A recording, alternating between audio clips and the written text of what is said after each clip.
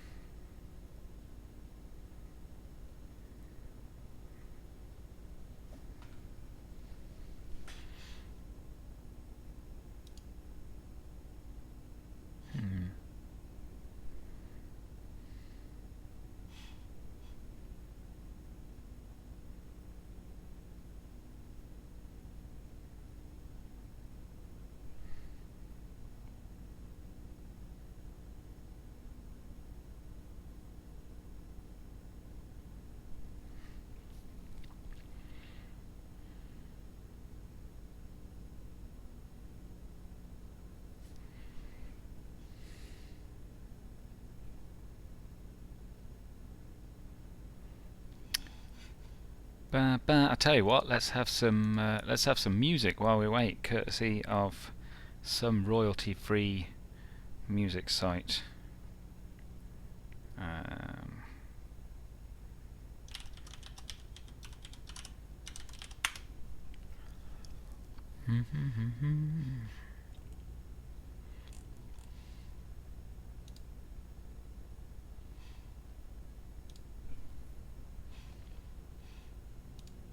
Oh, we've got 4 people here.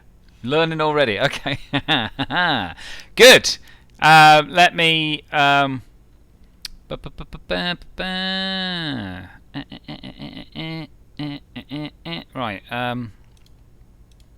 Yeah. There we go. Cool. Right. Welcome, one and all, to the greatest show in town. So far, we have 5 people here. That's not a bad turnout.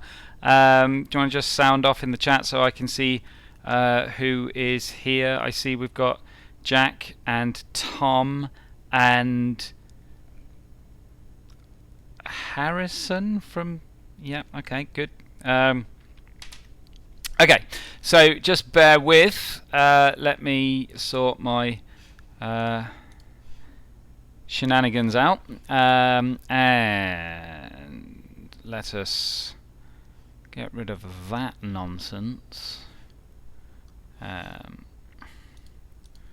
so don't want that, we want this. Okay, so let me show the... Nope, that ain't working. Brilliant, well done. You know what, I had everything perfectly set up, and now it does not want to know, so that should be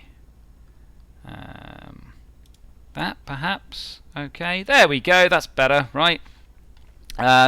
So yeah, cool. So we've got this is the GCSE spec. Hopefully you can all see that all right. It looks okay on my screen, but feel free to chirp up if you can't see it properly.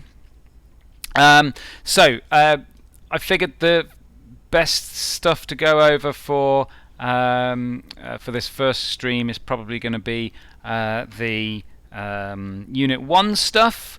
So if there's anything in particular you want me to go over first, then let me know. Otherwise, what I was going to do is just like randomly choose some questions from the exam paper and go over how to answer them. Maybe ask you guys a few questions as well. Yeah. Good. Okay. Right. So I'll give you a couple of minutes just to maybe chirp in with any particular topics you want me to go over. Otherwise, I am going to pull up the super tests and go through some of the potential questions that you may face. Memory versus storage. Okay, good idea. Good idea. I'll tell you what. Give me 2 secs. Let me just pull up my thingy-mabob.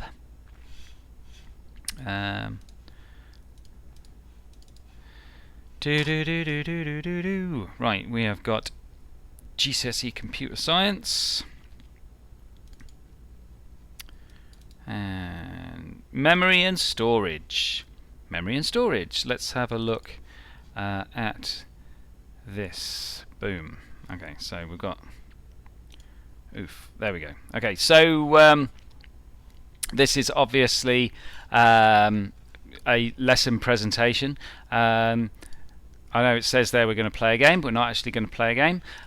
So let's have a look at the thing that I find often causes the most amount of confusion in the students is the difference between primary storage, secondary storage, and how that relates to ROM and RAM and hard disks and all of that lot. Okay, so just to clear up some confusion here. You have primary storage and the primary storage. And your primary storage is basically your RAM. Okay, it's everything that is held in the volatile memory on the computer. It's where your programs are stored. It's where the data that is currently being accessed by the machine is being stored. Okay, so primary storage, that's your RAM. Okay, and we usually refer to that just as memory. Okay, so if someone's talking about memory, what they usually mean is RAM. Okay, but that is your primary storage. And then secondary storage, okay, that is your that's your non-volatile storage. So that might be a hard disk, it might be your SSD, it could potentially be a CD-ROM, or it could be a USB stick or something like that. Okay, so secondary storage is often just called storage. Okay, so there has been times when the exam board has thrown up the terms explain why secondary storage would be required, right? Secondary storage is just your non-volatile storage. Okay, it's the stuff that remains when you turn the power off. Primary storage, that's your RAM. The contents are lost when you turn the power off. Your secondary storage, that's your non-volatile storage. So it could be a hard disk, could be a SSD, it could be any non-volatile storage. A lot of people fall into the trap of thinking, oh, secondary storage, that means in addition to the other hard disk. Okay, but really any hard disk that's in your machine is secondary storage. Now sometimes it's portable, but not always. Okay, so anyway, let's just go back to this and have a look through. I apologise for the aspect ratio here. The aspect ratio of most of my presentations is 16:9. This one is 4:3, so you might get some bits chopped off the top and bottom. But what are you going to do? So system memory is the computer's primary memory. Don't confuse it with storage. Okay, if they're talking about memory. Now the exam paper will generally make it clear when they're talking about memory and storage. They will say primary storage if they're talking about the RAM. They will say secondary storage if they're talking about the non-volatile storage. Okay. However, a lot of people, they will say things like, oh, I've got no memory left on my phone. What they mean is they've got no storage left on their phone. Okay, if you're saving lots of images on your phone's secondary storage, obviously you're not going to run out of space. You're not going to be storing any more. But that's not your phone's memory. That's not the RAM which is currently being used. You can free up RAM by closing programs. You can't free up RAM by deleting items. Okay. Now you need to know the difference between RAM and ROM. So just quickly, can you tell me what RAM stands for and what ROM stands for? Just type it into the chat there. me sort my chair out.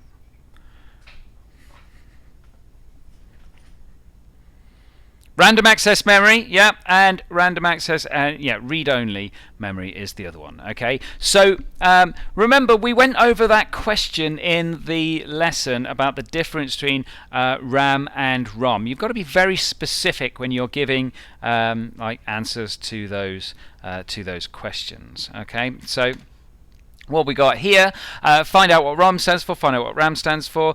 Just out of interest, these chips that are on here, any idea whether they are RAM chips or ROM chips? Just out of interest. I mean, you've got a 50-50 chance of getting it right. You might want to try and justify your answer, why you've said that, or whether you just flipped a coin.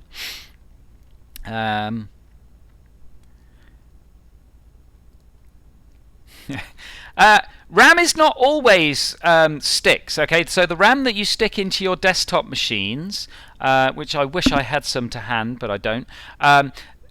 Yes, that comes in like those little sticks, but you can also get RAM chips which are fixed onto the motherboard like this. And if you look closely, these chips here are actually removable. So you can't necessarily tell whether something is RAM or ROM just by looking at it. Okay, so RAM is the computer's working memory. Remember, anything which is currently being used is going to be in your RAM. That means any open programs need to be stored in RAM. Any data that those programs are manipulating also needs to be stored in RAM. Okay, so it's only stuff which is currently being accessed. That's the only thing that needs to be stored in there. Okay, but all open programs will be stored in RAM, and all the currently accessible data. Now, I've said that numerous times, I've stressed it. That's because in the exam you may get a question that says, state the things that are held in RAM. And if you just put things that are used by programs, that's not necessarily correct. If you say data being used by programs, well, we can store stuff onto the secondary storage and then pull it out when we need it. If you say data which is currently being used by open programs, making sure that you stress the fact that this is stuff which is currently needed literally right now, then you stand a better chance of getting some better marks there. So I've put on here all of the calculations that are being performed, all of the instructions that need to be carried out. All of that stuff is stored in RAM, right? So think about the von Neumann architecture. Think about the fetch, decode, execute cycle. Remember my little diagram? Everything that was in the memory store when we did those fetch, decode, execute examples, everything that was in the memory store there, that's RAM. Okay, in our little von Neumann model that we created, none of it is secondary storage. It's all primary storage. Okay, so all of that stuff is stored in the RAM. So every single instruction, every line of the program has its own entry in RAM, and that is accessed by the CPU. Okay, feel free to chime in with any questions that you might have. Okay. And I will try and answer them. This was a task here. Okay, so see if you can answer some of these questions. What happens to the contents of RAM when the power is switched off? It is a nice shed. You can't see it from that's actually my garage. The shed is just to the side. You can't actually see it from here, but there's a Pennsylvania state license plate on the door. It's pretty good. So the contents of RAM are lost when the power is turned off. Brilliant. How do we measure the performance of RAM? Now, when I say how do we measure the performance of RAM, I don't mean what do we do to find out how good it is. I mean, what metrics do we use to measure it? How can I look at two different sticks of RAM and say this one's better than that one? What do you mean by execution there, Jack? Yeah, what's my ram.com? What do you mean by execution? Size, definitely. But rather than saying size, let's use proper terminology here. When we're talking about the size of memory, what should we use? The word begins with C.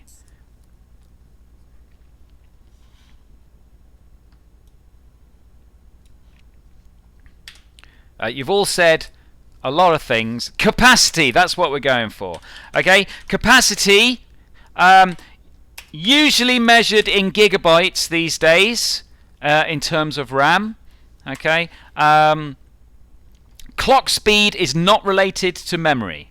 Okay, clock speed is more closely related to like CPU, as far as you guys need to know. Okay, now there is the speed of the memory. Okay, now there's two sort of measures of speed. There's the frequency, and there's also the access time. Okay, oh man, I was hoping that might fit in. Okay, so we've got access time. Yep, that's good. Well done, Carl. That's yep. Cool. Right. So imagine that that's properly aligned, and I seem like a competent teacher. What's happened there? That's there we go. Okay. So yeah, frequency is measured in megahertz. Now the frequency of your RAM is how frequently it is able to be accessed by the CPU. Now obviously the higher the RAM frequency, the more frequently the CPU can access it.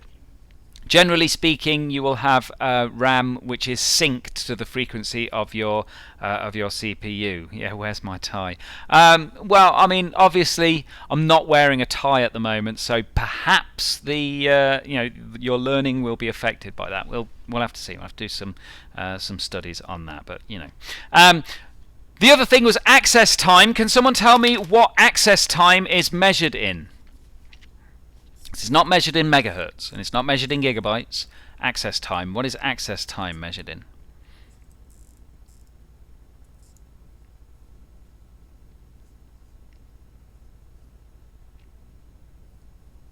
If it was measured in seconds, computers would be ridiculously slow.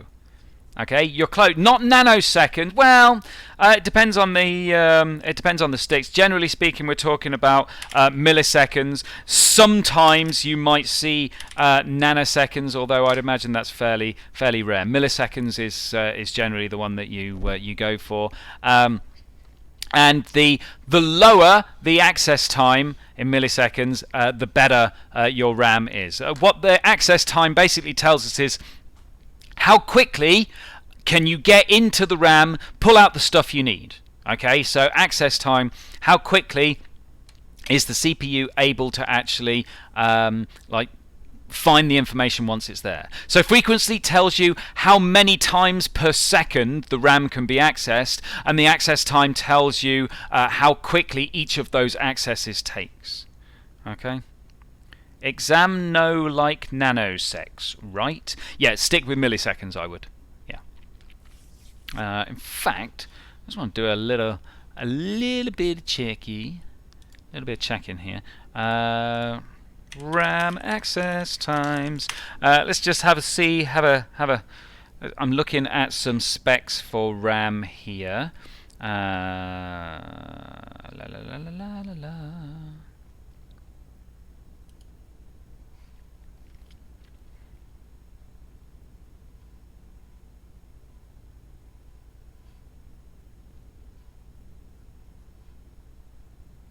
You know what? They might be measured in nanoseconds.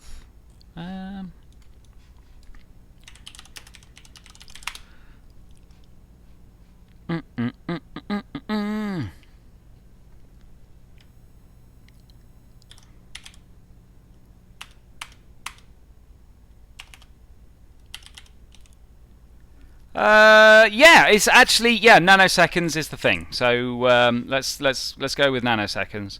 Wow, they're actually super fast now. Huh. Shows how much things have come along in the last, I don't know, since I last bought some RAM. So yeah, let's stick with nanoseconds there. To be honest, I think it's unlikely you'll get a question which revolves around like the specifics of how this stuff is measured. They probably just want to know about the fact that we measure access speed. Okay. Yeah, I'm always prepared. Okay, so What is the average amount of RAM for modern systems? Anyone tell me that? So you've got an average amount of RAM.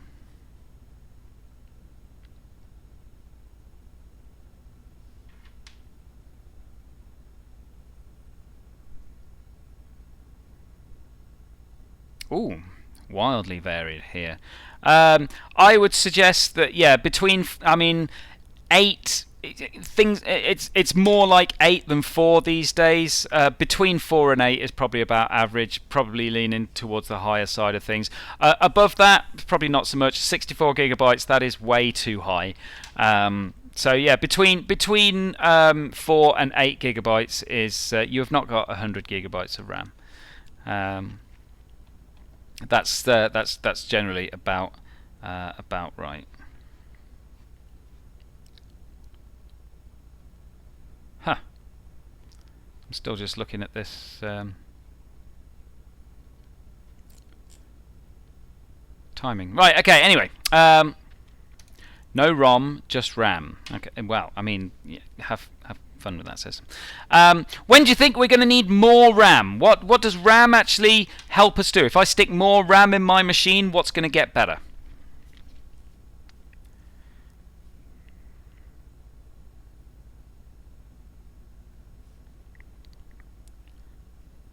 You got to be more specific than just speed.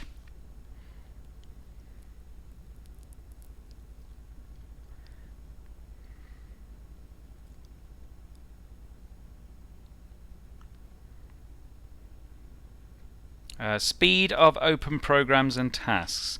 More things to waste your life on, like more clock speed will not change. Clock speed is related to the CPU. It has nothing to do with RAM. Okay, if I put more RAM in my machine, the only thing that improves is the amount of memory which is available to programs, right? Which means that programs that require lots of RAM can do more at the same time.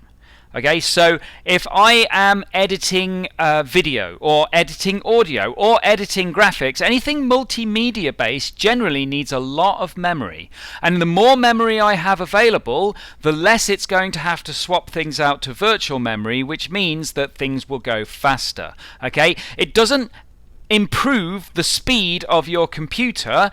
It improves the amount of memory that is available, which allows certain programs to perform the tasks that they need to do much quicker. Okay, so the actual speed of your computer isn't increasing, right? But the performance of individual programs will increase because they have access to more memory. Okay, in the same way that if you have a tiny little strip of paper and you're trying to work out a complicated sum, if you run out of space, you're going to have to get some more paper and then start writing some more stuff on there to carry on working out that sum. But if you've got a big sheet of paper next to you, you can scroll all over that and draw the diagrams wherever you want. That's going to speed up your ability to process that that information. Okay, so you've got to make sure when you're talking about measures of RAM performance, you keep it entirely separate from any measurement of CPU performance. Okay, different. Okay. Okay, so that's basically RAM cover. Any questions on RAM before I move on to ROM?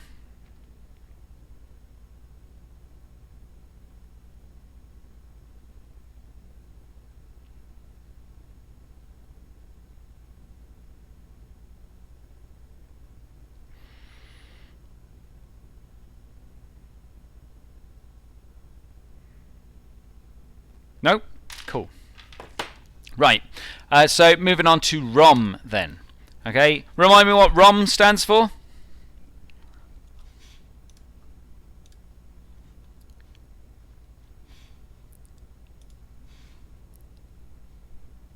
Read-only memory. Good.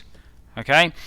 So obviously, if it was impossible to write to it, we'd never be able to write anything to it. But generally speaking, the way that ROM works is at the time of manufacture, you can write some stuff to it, and after that, you can only read from it. Okay. Now there are types of ROM that allow you to overwrite. like EEPROM, for instance. If I just write that down. Can anyone remember what EEPROM stands for, like that? EEPROM?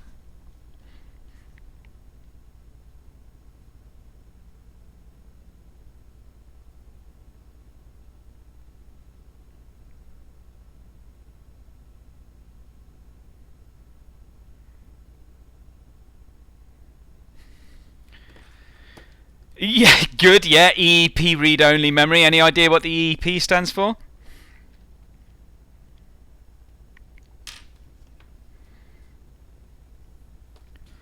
Electrically erasable programmable read-only memory. You don't need to know that. I'm just pointing it out because what we can do with EEPROMs is that we can erase them and rewrite them by sending a strong electrical charge through them, which allows us to do some funky stuff. Okay, so yeah, ROM. What is ROM actually used for? If we can't write to it, if we can only read from it, because some of you suggest some things that we use it for.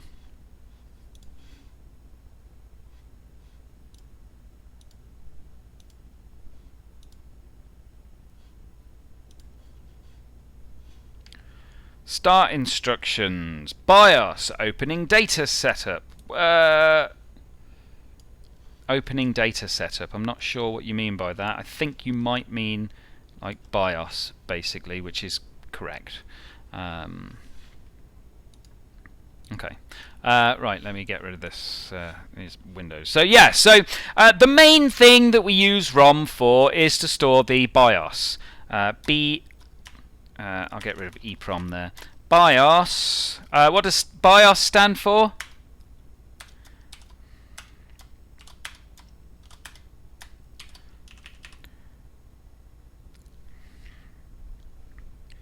What does BIOS stand for? I'm going to clear that. Right, so the ROM does not have the OS on it, but it does start the computer off. So I'll go over what that is. Yes, so as you've correctly said, BIOS stands for Basic Input Output System. Okay, that is what the BIOS stands for. Okay, so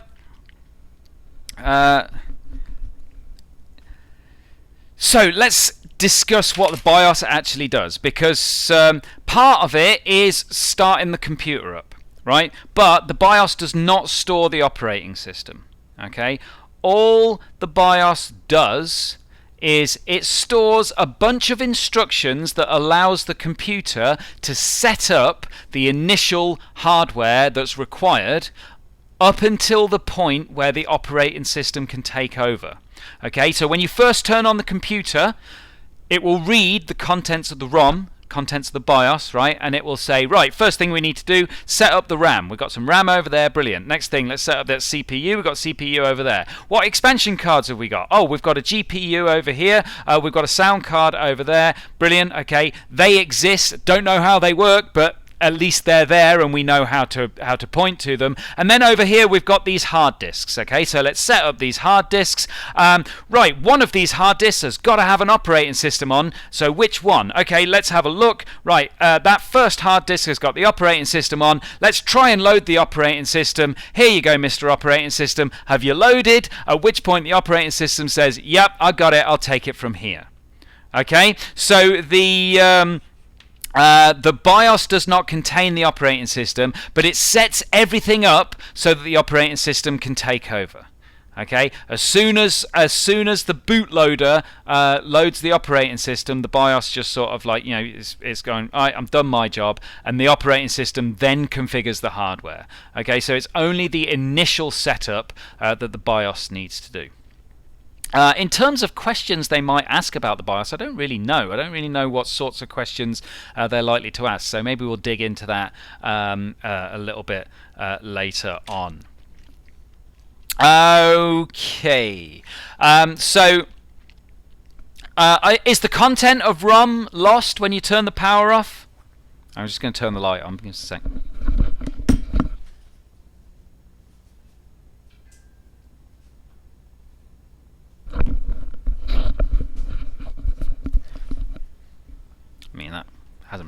much difference, but whatever. Nope, the contents are not lost. Otherwise, it would be rubbish, wouldn't it? Because how would we get the computer working? So when it comes to the BIOS, there are little bits of the BIOS which are not strictly ROM, because we can overwrite them and change the configuration. They're stored in what's known as CMOS, but you don't need to know about that. But I've talked a lot about the BIOS, and that is really the primary function of ROM in most desktop computers, but there is another use for ROM. How many of you have got a Nintendo DS or possibly a Switch? I think a Switch might do it as well. Or have had in the past an old computer system like a Game Boy or a Sega Mega Drive or something like that. Okay, the cartridges that store the games, they have a ROM chip on them. In fact, let me just see. I might be able to find a picture of one with the lid off. Inside a Genesis cartridge. Right, okay, so let's have a... Oh, that's pretty cool. Someone's opened up a Mega Drive cartridge and they've put a Raspberry Pi inside it. Huh. Who knew? Who knew? So anyway, just having a look at these this image here. Let's view image. Boom. There we go. Okay, so I don't know if you can see that. We have these cartridges. Obviously, you slap them into the top of your system and you turn the power on. This one is Musha Aleste, I believe, and that one is Contra Hardcore, which is one of the most difficult games ever made. And inside, when you take the plastic off, there's just this little circuit board, and you can see all of those little pins that slot into the machine. They're all connected to this great big ROM chip. Okay, and the ROM chip just stores the information that is needed to load the program. Now, obviously, this is a Mega Drive cartridge, but DS cards are the same. It's just the ROM chip is much smaller. So there you go. ROM has many uses, not just as BIOS or as video games. If you've got an embedded system where the program never needs to change, it's going to be stored on a ROM. It's much quicker to access and it's much less prone to breaking than secondary storage. Okay. Any questions about RAM or ROM at this point? Those are our primary storage methods.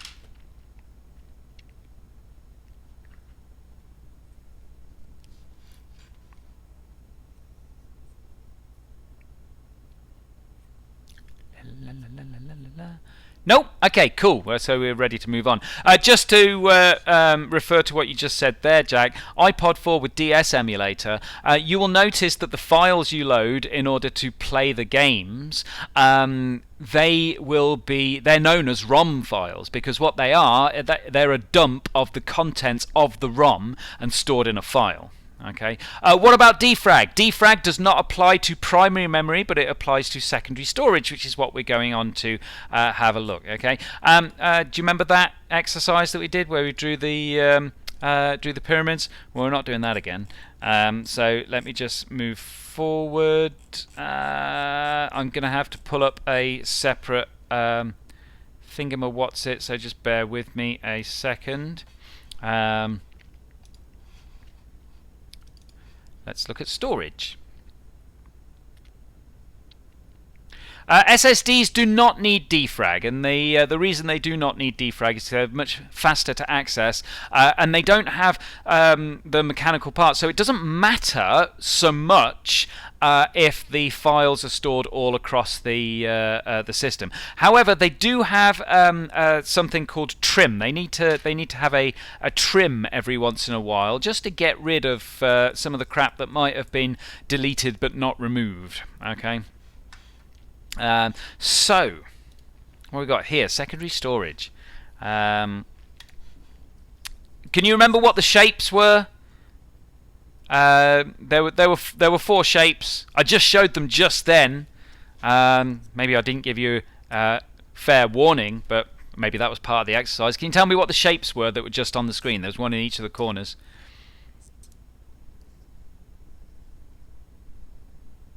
One was a triangle, one was a circle, one was a square, yeah. And there was no rectangle, although, I mean, some of it was cut off, so it wasn't a star. Can you remember the colours of anything? So can you remember the colour of the circle?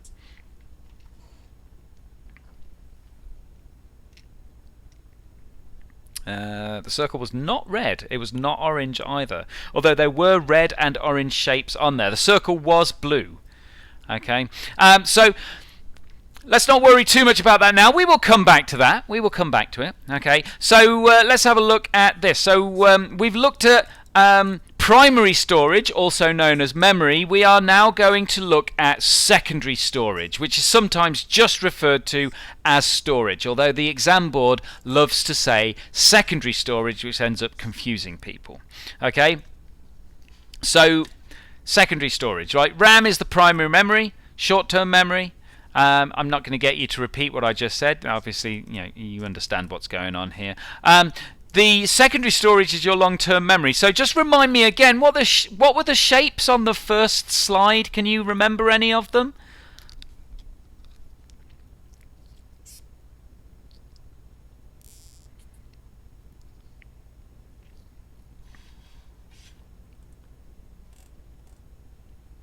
Nope. Okay. Right. Okay. So here's an exercise for you. Chances are you didn't remember what they were because you weren't properly looking at them because you thought, well, it's not like I told you to try and remember them, right? So let's look at them now and see if you can consign them to memory. Okay. So this has been cut off a little bit. Let's see if I can just adjust the. No, I've messed it. I've totally messed it up. Well done. Okay.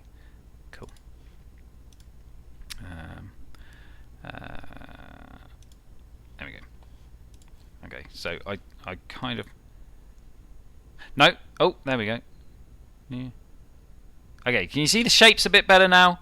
Okay, so we've got a blue circle in the top left. We've got a orange triangle in the top right. We've got a green square in the bottom left, and then we've got a red cross in the bottom right. Okay, so just look over that, consign it to memory. Okay, and we will come back to that shortly. Okay, so why do we need secondary memory? Secondary storage. It's because when we turn the power off, RAM is eradicated. All the contents of RAM disappear, but the contents of our secondary storage stays, because we obviously want to keep that information. We need somewhere to permanently store data. If there is a question on the exam that says explain why Jeff might need secondary storage, okay, a lot of the time people say, oh, he needs to be able to transport it somewhere, because they think secondary storage is like a removable USB. Okay, that's not always the case, but you will definitely get a mark by mentioning that we need a place to permanently store the data. Okay, now we can also mention that sometimes data needs to be portable, but usually, and the questions that they give you have to relate it to the context of the question. Okay, so if it's a situation where, it's obvious he needs to be put, let's say, Jeff's a yacht instructor and he needs to take his laptop on the boat with him and he needs to record this stuff and then he needs to take it home, but so he needs portable data then, right? But if it's a case of Jeff is chained to a desk 24 hours a day and his computer is always in the same place and he never leaves, he obviously doesn't need portable data. Okay, so sometimes we need the data to be portable, but not always, and it's worth noting that you need to make sure that you relate this stuff to the context of the question. All right. So usually, it's always used to be the case, storage devices have a much higher capacity of RAM. Capacity than RAM, I should say, right? So if we're saying an average amount of RAM is, say, 4 to 8 gigabytes, what's an average amount of storage space? Okay, so we've got an average computer, we've got a secondary storage device, hard disk drive, let's say. What do you think an average amount of storage space would be?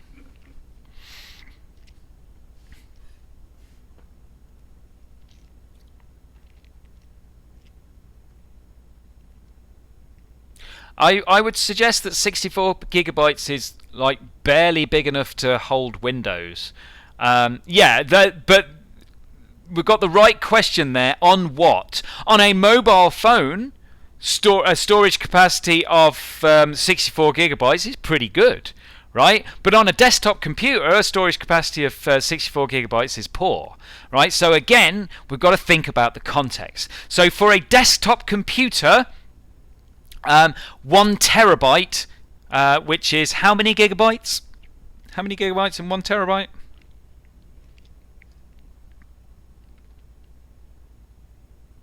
It's not 100.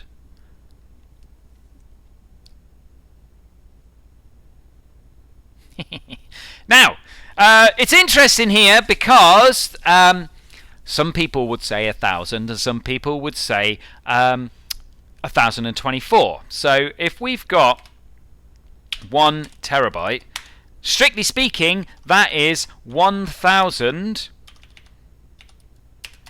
gigabytes. However, if we have a tebibyte, like that, okay, that is 1,024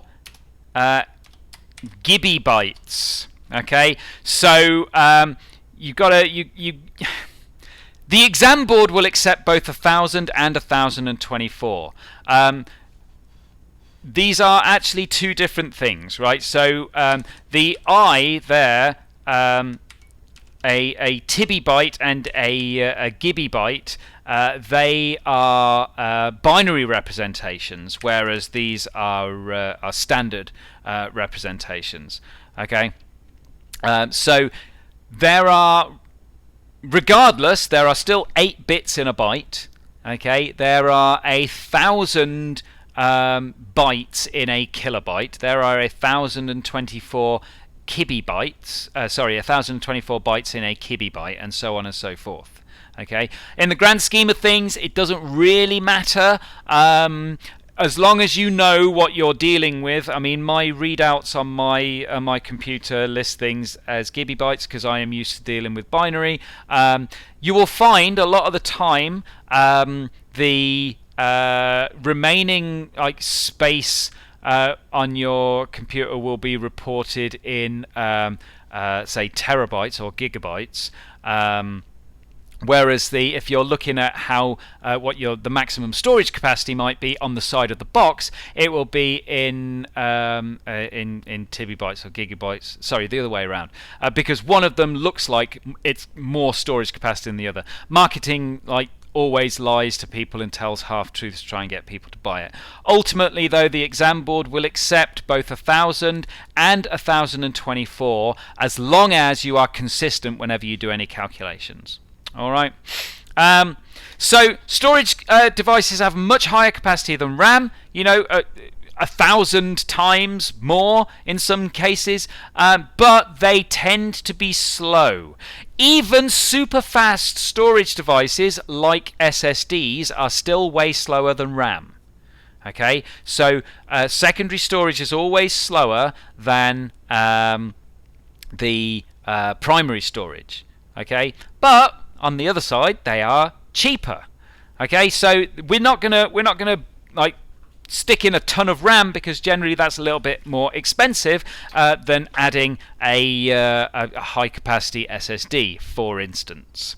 Okay, is that why are they more expensive? Or right, cache is not storage. Okay, so that's not primary or secondary. It's not either of those. That's part of the CPU. VRAM.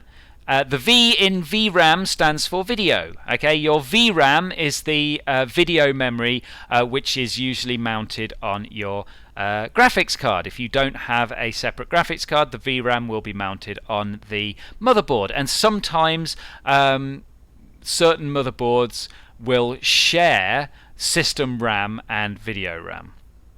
It's not virtual RAM, it's video RAM. Okay, we will talk about virtual memory. Okay, we will talk about that. Okay, we'll get there. Okay, let's not rush things. Take things slow. You know, if you rush things, then you tend to push people away. So the types of secondary storage you need to know about: optical media, i.e. DVDs. CDs, if anyone still uses those. A Blu-ray is optical. Okay. I will go over cache shortly, so I can clear that up for you. Okay. Optical media uses light, so it's got a laser which is going to shine on it, and that's going to bounce the stuff off. Well, you say anything on a disk, but hard disks have disks and they are not optical. Anything which is on one of these shiny disks that uses lasers, that is optical. Okay, so HD DVDs, they were a thing once. Anything on a disc that looks like this, but also laser discs are optical. They are much larger than this. They're about 12 inches. 12 inches wide. Okay. Here's a thing that I stole from the internet. So on the surface of the disc, what causes these the rainbow patterns? There's hundreds of thousands of these tiny little pits which are burnt in there, and as the disc spins round, the laser shines at them. Yes, they are called pits. If the laser hits the land, it will be reflected back. If the laser hits the pit, it will be absorbed. Okay, so as it spins round, the laser either gets reflected back or it gets absorbed. Now, as it spins around, the system knows the rate that it is spinning, right? Which means when it hits the change between a land and a pit, it registers that as a change from a 1 to a 0. Okay, and when it hits the pit back to a land, it registers that as a change back to a 1, and so on and so forth. And so as it spins around, it builds up this binary information. Now, the difference between a CD and a DVD, and the difference between a DVD and a Blu-ray, not pictured, is that the track on a DVD is much more tightly wound than the track on a CD, which means you can fit way more of the little pits on there. Also, the laser is able to focus a lot more accurately. Blu-rays use a different color laser. Any idea what color it uses? And they shine the laser on, and they're even more tightly wound, so you can fit a lot more data on them. Okay, so just moving on, magnetic storage, that's your hard disks and your tapes. Now, this is obviously a really old picture of a tape drive, but tape is still used. Okay, we still use tape for backups. Okay, because tape has a big storage capacity. However, it is very slow to get data off it. You would not use it as your main form of storage in your machine. It's only used for backups. It can store an awful lot of information, but it takes an awful long time to get that information on and to get it back off again. Okay, so as opposed to the optical media, which obviously uses light, the magnetic storage uses magnets. You'll notice it's still got a disc on there. That disc, instead of having all of these little lands and pits burnt into them, the magnetic storage has certain areas which are either charged with a north charge or with a south charge.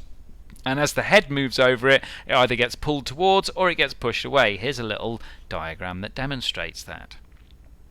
Okay, what is the difference between backup and archive? Not an awful lot, to be honest. A backup is a sort of preventative measure that you take to make sure that you've got everything saved, whereas an archive, that's more projects that have finished or things that you are using and you're putting into long-term storage, if that makes sense.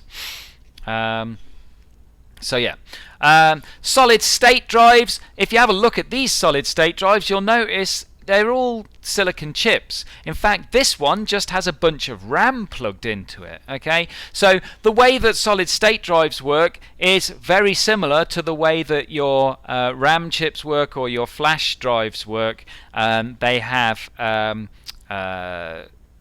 silicon circuits arranged in flip-flops which are either on or off, and they maintain their state.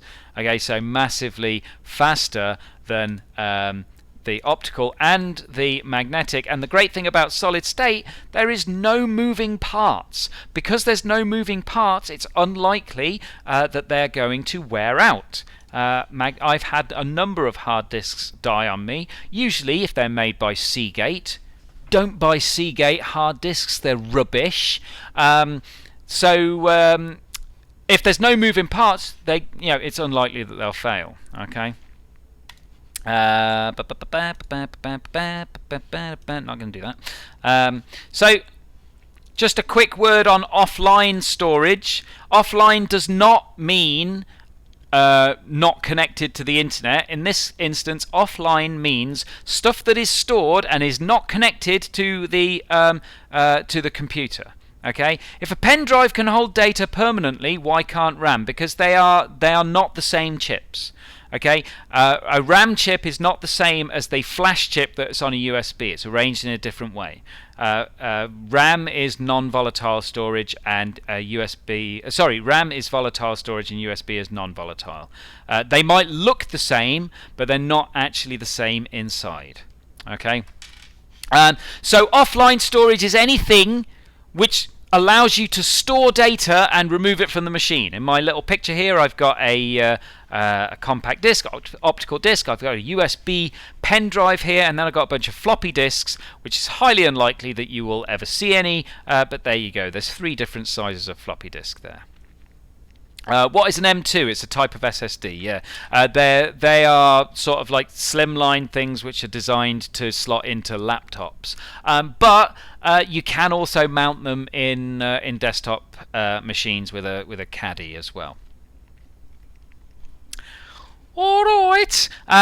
So here's a little bit of a diagram here. Now this diagram lumps cache in with primary storage. I tend to keep it separate simply because it's part of the CPU and it's not strictly storage.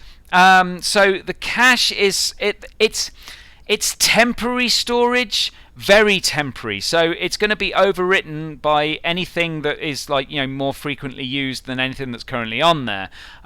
So usually when we're talking about primary storage, we're talking about RAM, we're talking about ROM. This diagram has not come from the exam board. I would be hesitant to lump cache in with primary storage, but whatever. That actually says secondary storage there. Let's see if I can I resize that? Yeah, so you can see that says secondary storage there, and then offline storage is anything that you're sort of like removing from the thing. Should you trust me or the diagram? Well, I mean, I'm the guy that read the exam spec. Computerhope.com. They're probably not au fait with what OCR are looking for. I mean, in the grand scheme of things, in all honesty, I don't think it matters, because I don't think that they're going to.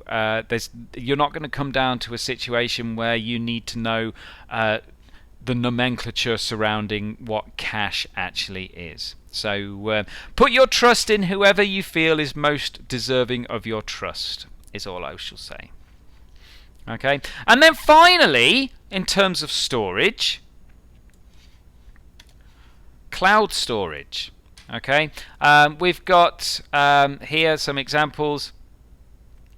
Trust a doctor or BIOS websites. Yeah, I mean, I'm not going to get into the whole anti-vax thing now, but you know how it goes. So we've got a Dropbox, we've got Google Drive, we've got OneDrive, we've got iCloud down here as well. Cloud storage is any service on the internet which is going to store data for you. You can usually get it set up so if you save something onto a particular file on your computer, it'll automatically get uploaded. I've got my phone set up so that it automatically uploads photos that I take onto Google Drive or Google Photos, whatever. Okay, it's all the same. Okay, so when it comes to cloud storage, it's anything, any internet service, any internet-based service that allows you to back up or store your data and access it from different places. Now, the cool thing about cloud storage is, as long as you have a machine which is connected to the internet, you can access your stuff from wherever you want. That allows me to get my work done at home, and it allows me to access all of the stuff that has been handed in on Google Classroom at home. I can mark it at home. I can go into work, and then I can access any new lesson presentations that I might have made. So, you know, if I wanted to spend my entire life working, I could easily do that. It's up to you to decide whether or not you think that's a good idea. Can you keep the chat civil as well, please? Otherwise, I will ban you. Thank you. So, just before we move on to the next thing, I have a question. Okay, the question is, what were the 4 shapes on the first slide of the presentation?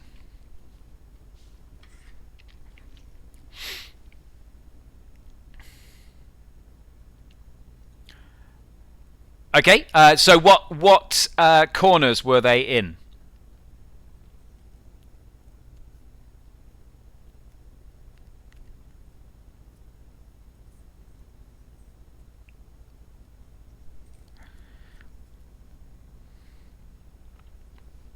The red cross was indeed bottom right.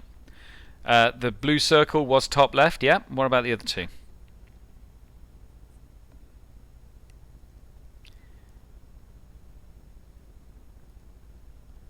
Oh, we got some contention here.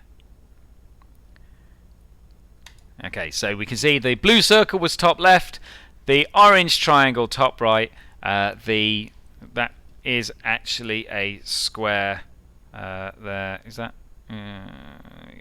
Okay, so that's how it looked.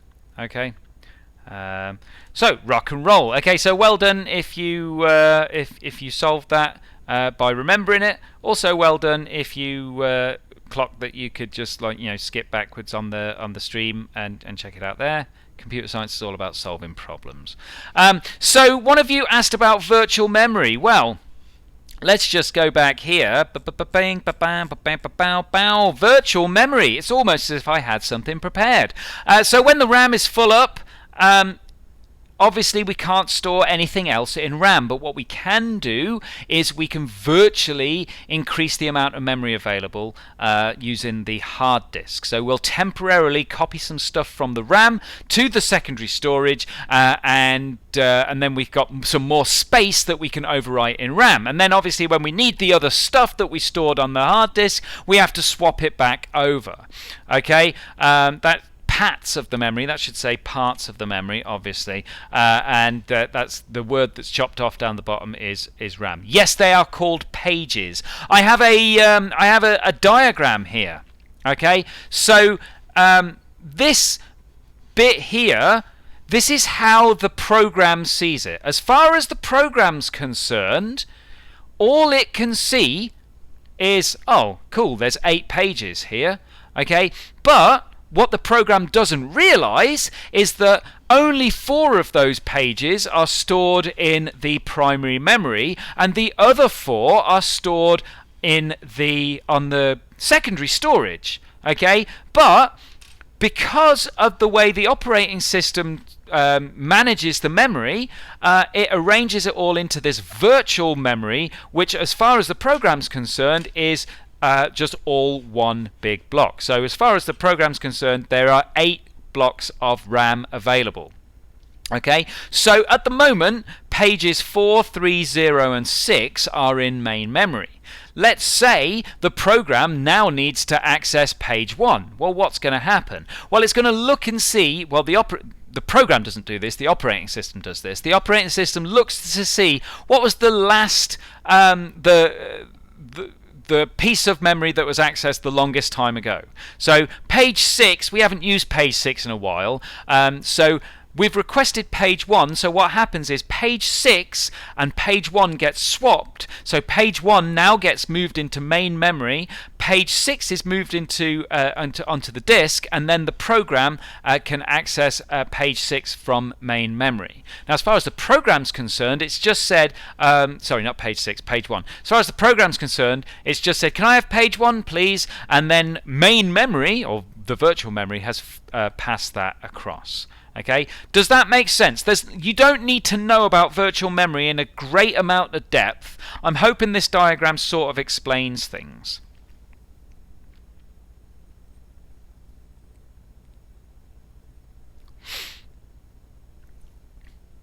Okay, makes sense to one person. Does it make sense to any other people? Good, good.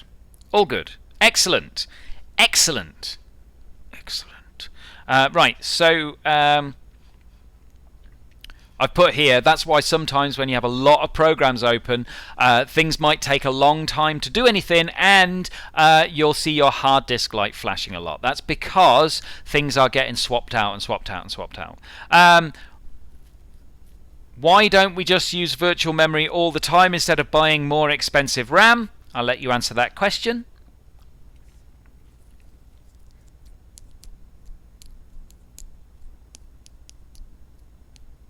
Yeah, it's way slower.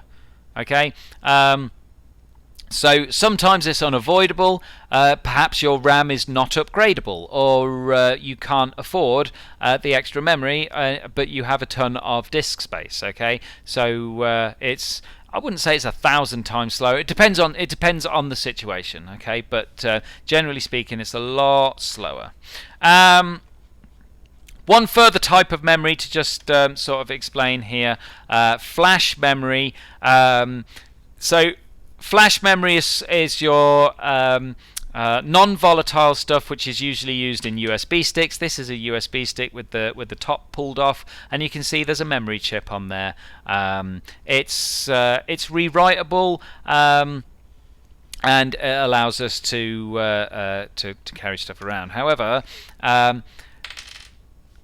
you may have heard the term flash your BIOS, and what that means is what you can do is, if you need to overwrite the RAM, overwrite the ROM that stores your BIOS, you can put it into write mode, and then you will have an image that writes over the top of it. So it makes the ROM rewritable to a certain extent. Okay. Now, we wouldn't always just use it in rewritable mode, because usually you have a limited number of rewrites, generally speaking. Okay. So one of you asked about defrag. Okay, I will, if you just bear with me a second, I will find my there's a great video on defragmentation on YouTube.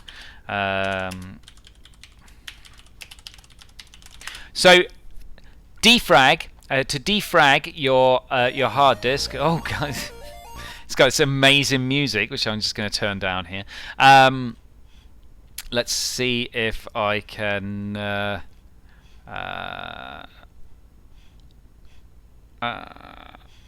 Don't know how this is going to look. We're not going to be able to see most of it unless.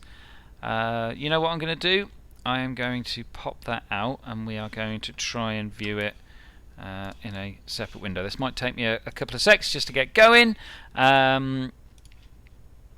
Let's go. We want a window capture, and we want to create new, and we are going to have.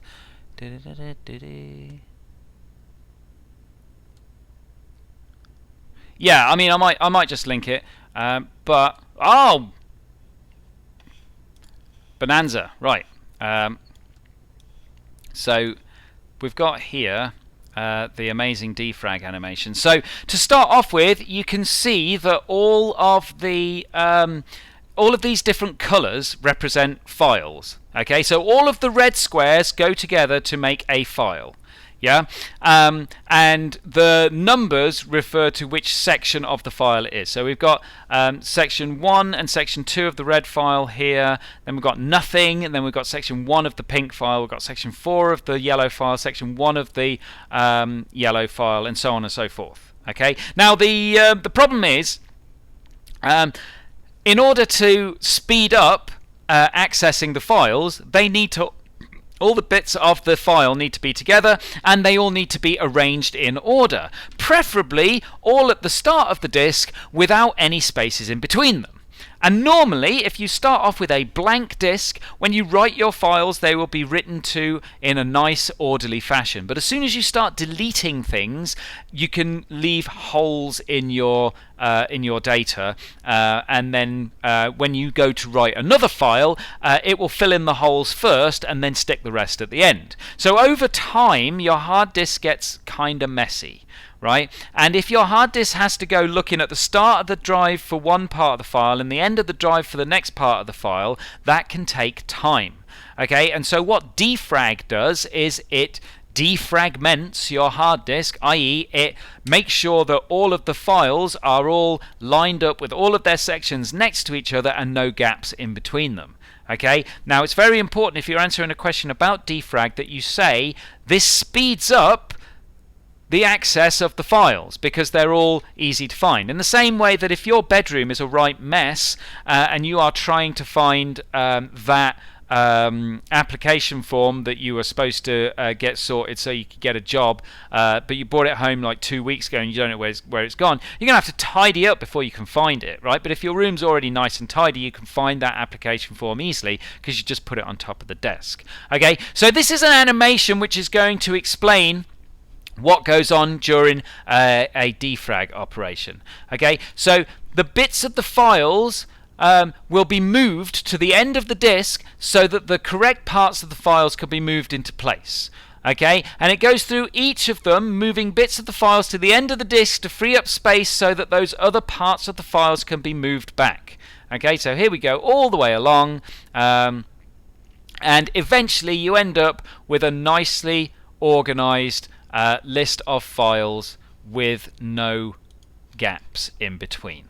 Okay, so there you go. That's your that's defrag. So it's taking a fragmented file system, i.e., a disk which has bits of files all over the place, and it arranges them so they are all next to each other. And the reason it does that is so that it can speed up access times to access those files. Okay, the link to I'll put a link to that video in the chat for you there. Okay, so you can now access that should you need to. Okay, so let's get rid of that.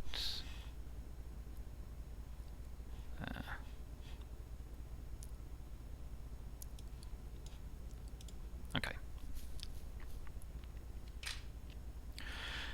So what about the whole thing about RAM being storage and cache not? Well, on a very basic level, cache is lumped in with the CPU topic and RAM is lumped in with the storage topic. That's basically it. But the thing is, you don't go directly to cache to find things. Okay, cache is temporary storage to store specific data which is frequently accessed or recently accessed. Okay, and there's no telling. I mean, cache is generally very small as well, and so the programs will not be loaded into cache. The programs will be loaded into RAM, and then parts of the data which are used by that program frequently will be stored in the cache. Okay, so it's a fairly trivial matter, but generally speaking, cache and is more associated with the CPU than it is about with the memory. Okay, so let me just have a quick look here. and see. Oh, I've got something about offline storage. No, it's an empty presentation. Cool. Okay, I mean, that wraps it up for memory and storage. I mean, if you had any specific questions that you wanted to go over related to memory and storage from the super test papers, by all means drop the number in now. Otherwise, if you could let me know what the next topic that you want to go, what the next topic that you want to go over is. I've got hiccups. I can't get rid of them. Then let me know. I'll just pull up the spec for you so you can see the topics that are in paper 1. Let's go. Boom. Okay, so we've got systems architecture, memory and well, we covered memory and storage, so we've done 2 topics in just over an hour. That's pretty good going. Wired and wireless networks, network topologies, protocols and layers, system security, system software, ethical, legal and cultural. So system security, system software, ethical, legal and cultural covered in the lesson today. So I'm imagining you probably want a different one. A different one there, but feel free to surprise me. Let me know if there's any questions, exam questions you want me to go over, or other sections that you want me to go over. I'll probably wrap this up in about 20 minutes, just to let you know.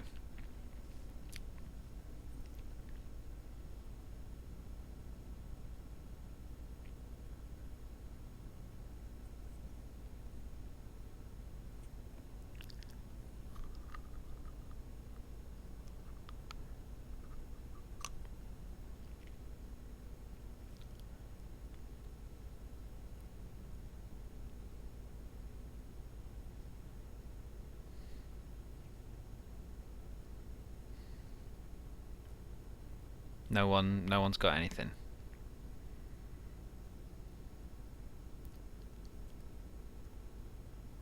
Full storage encryption.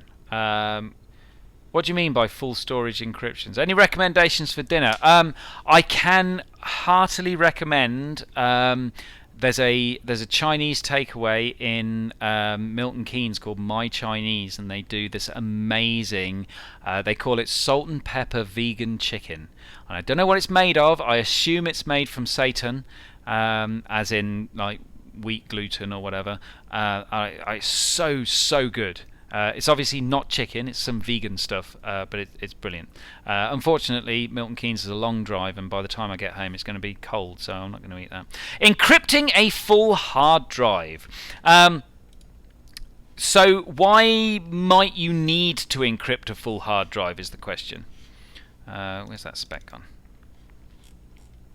I mean, there's not an awful lot to say about encrypting a full hard drive. Obviously, if you encrypt an entire hard disk, it means that your data is going to be protected. Presumably that you are encrypting it for the purpose of computer security. It's a case of all of the files get encrypted, and then you have a specific password that you know, and when you want to access those files, you type in the password, and it. You can access those files. So if someone steals your computer or gains access to your computer and doesn't have your password, they won't be able to access the files. Now, obviously, the problem is that if you encrypt your entire hard disk, presumably that's going to include encrypting the operating system, which means it won't be able to load properly. So it's unlikely that you would encrypt your entire hard disk, but you probably encrypt all of your data that needed to be accessed on the hard disk.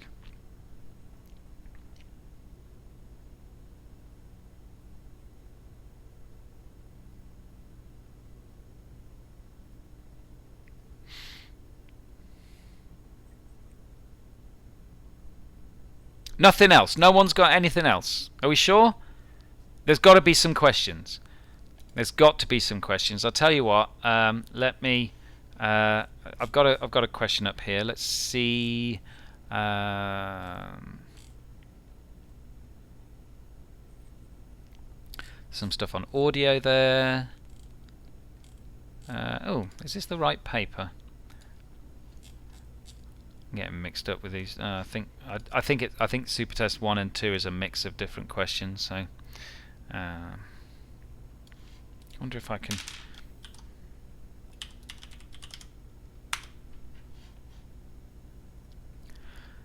Right, packets and layers. Packets and layers. Bear with me 2 seconds.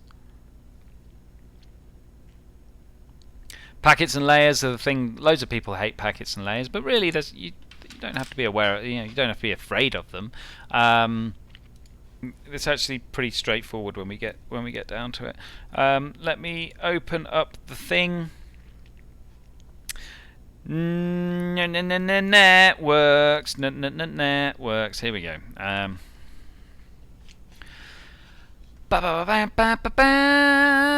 Boom. Networks. Okay. So the TCP/IP layer model. Right. Why has that gone over like that? Weird. That's better. Okay, so network layers. What's the point in network layers? Right. Well, before I get stuck into network layers, let's talk about network packets. Okay. So in any network, in any packet switch network, I should say, it's not practical to send an entire file all at the same time. It doesn't work, okay? Because if I just switch to, let's find a picture of a, I'll tell you what,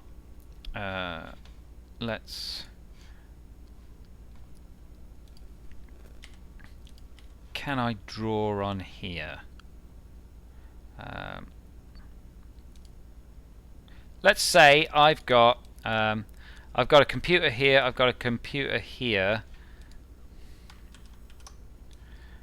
okay, and I've got a computer over here, and I've got a computer over here, and I've got a computer over here. I realise these look a lot like eggs, but you know, whatever. Let's roll with this, okay. Let's draw some lines here. Nope, that's not a line. Google. Okay, so I've got some. Can you see those lines? Probably not. Okay, but whatever. Well, you get the idea. We've got some lines that are joining these things here. Right. So let's say this computer here wants to communicate with this computer here. Okay. Let's assume this is a complete mesh network and everything is all joined together. Okay.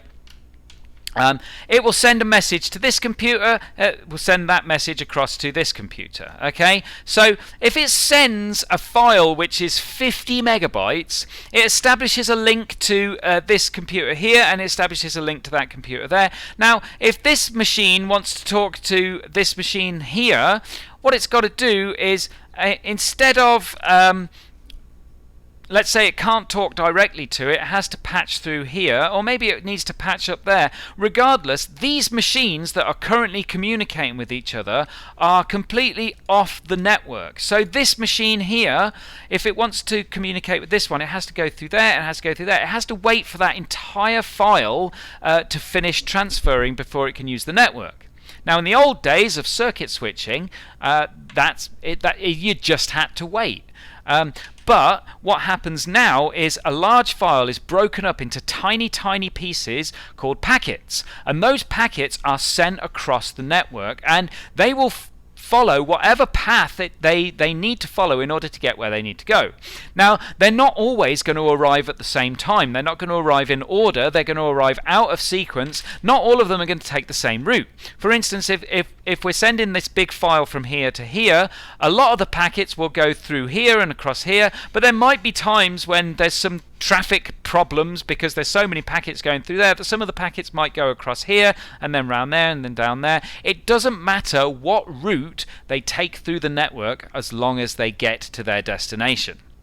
Okay, so a packet on a packet switch network is a tiny part of the file which is being transferred. Okay, they're broken up into these little packets and they are sent across. The one in the middle is not necessarily the server. In my example here, this is just a There's no server on the network. They're just machines. Okay. Now the packets don't have to go through the server. The packets don't have to go through any one particular machine. The packets could go like halfway around the world before ending up in a machine right next to the one that they're ending up with, if that's the best route for them to take. Okay, that's why sometimes part of your website will load and you have to wait a few seconds for the rest of your website to load because only parts of the packets are arriving. Okay, so the packets, it's basically the file gets broken up into these tiny little bits and then they get passed around the network, and then eventually they all reach their destination. Once all the packets have arrived, they get rebuilt. Okay, so it's important for each packet to have a number on it so that they can be rebuilt in the correct order. Okay, so that's basically what packets are. Now the layer model goes hand in hand with that to make sure that the way that those packets are broken up, the way that they are sent across the network, the way that they are put back together is standardized. Okay, so if we have a look at the TCP/IP layer model, right at the very top we have the application layer. So for instance, if you are using a web browser and you send a request for a web page, you type in the address amazingarmadillosinhats.com. Don't know if that web page exists, but if it doesn't, it should. Okay? You type that in. What the web browser does is it converts what you've typed in to an HTTP request. Okay, an HTTP request is basically a little bit of code which gets sent to the web server and says, this guy wants this page, is it alright if he has it? If he is, this is his address, send it back to him. Okay, so the application layer, that will deal with whatever protocol is being used to access the data. In the case of web browsers, that's going to be HTTP. If you're transferring files, it might be FTP. If you're using a BitTorrent client, it's going to be the BitTorrent server, the BitTorrent protocol, and so on and so forth. Okay, so it formulates a request, or it arranges the data according to whatever application is using it. Okay? So once it's sorted that out, it then passes that data to the transport layer. Okay? The transport layer is the next layer down. So what the transport layer does, it takes this big packet, well, this big request, I should say, and it breaks it down into individual packets. Okay, so it looks at it and says, well, that request is 3K, and each of these packets needs to be, 10 bits. So I need to break that down. So it takes it and it splits it up into however many packets are required. Okay, now that's different depending on what protocol is being used to send the data. Now on the internet, it's the TCP protocol is the one that's sending the packets. So the packet size for network traffic on the internet is always going to be the same. Okay, so it splits that data up into these tiny little packets. Yeah. Once it's split them all up, it makes sure that they're all numbered so that they can then be put back together. Okay, so it splits them up. It's like, right, there's packet 1, there's packet 2, there's packet 3. Once it's split them all up, it hands it all off to the internet layer. Okay, what the internet layer does is it takes all of those individual packets and it gives them an address. So it says where they're supposed to be going. In this case, obviously, it's going to be amazingarmadillosinhats.com. And it also puts a return address on there. Okay, so this is the machine making the request. And that's important for TCP/IP because if the packets don't arrive, we need to send them out again. Okay, so the internet layer takes all of those packets and it adds an address to them and it adds a return address to them. And then it passes all of those packets onto the link layer. Now what the link layer does is it connects the physical hardware together. Okay, so whatever, if you're using wireless or if you're using wired internet connections, what's going to happen is the link layer is going to say, right, this is my network card, I've got this MAC address, and there's this cable connected to it. I need to convert all of these ones and zeros into pulses of electricity or pulses of light or whatever it is that you're sending and send them across the network. Okay, once they've been sent, off they go. They go away and the different parts of the network will forward them on to where they need to go. Once they're received on the other end, okay, they get received by the link layer of the other machine. Okay, so the other machine is like, hey, this is my MAC address, and oh, it looks like I've got some packets coming in because I'm getting spikes of electricity. I'm going to convert those spikes of electricity to ones and zeros. Once I've converted them to ones and zeros, right, I've got a full packet here. I'm going to pass that up to the internet layer. Okay, but before I do that, I'm just going to check the return address, and I'm going to send a message back saying, yes, I've received that packet. Okay, so then the internet layer gets all of these packets, okay, and it's like, right, okay, cool, I've received them. I've sent the acknowledgement saying that we've received them. Okay, what happens next? Well, it pulls off the address labels, okay, and then it sends the packets back up to the transport layer. The transport layer gets all of those packets together. Now, all of those packets have a number on them. Okay, now they're gonna arrive out of sequence. It might be that the transport layer has to wait a little while, and if it takes a certain amount of time before a packet arrives, it's assumed that that packet has gotten lost, and so a new one will be sent out. Okay, once all of the packets have been arrived, the transport layer joins them all together back into the original piece of data, and then that passes that back up to the application layer. Now, the application layer receives this data in a format that it understands. Okay, so in our example of the web request for www.amazingarmadillosinhats.com, it's going to receive that request, and it's going to say, right, okay, this person at this address wants to receive this web page. Okay, I'm ready to send that web page because that's public access. They have access to it. And then it takes the web page and it does the whole process again. It breaks the web page down into billions of packets, which then get passed on to the transport layer. The transport layer it passes the web page onto the transport layer. The transport layer breaks it down into those millions of packets. It passes those millions of packets onto the internet layer, which puts the addresses on them, sends it to the link layer, and so on and so forth. Okay, so each layer is doing its own thing, and it doesn't care what the other layers are doing. Okay, for instance, the application layer, all it cares about is getting its data into the right format and passing it onto the transport layer. When it receives data, all it cares about is that the data it receives from the transport layer is in a format that it can understand. Okay, so the transport layer doesn't care about anything that goes on anywhere, except it knows that it's going to receive a piece of information which it needs to split up. That's what it's expecting to receive from the application layer. It also knows that it needs to split these up into packets, and it needs to label them. It then passes them off. It doesn't care what the internet layer does with them after that. Okay, likewise, the internet layer doesn't even know that the application layer exists. It doesn't care. It doesn't need to know. All it needs to know is that it's going to receive these little packets, and it just has to add a address to them. Okay, and then once it's done that, it sends them onto the link layer.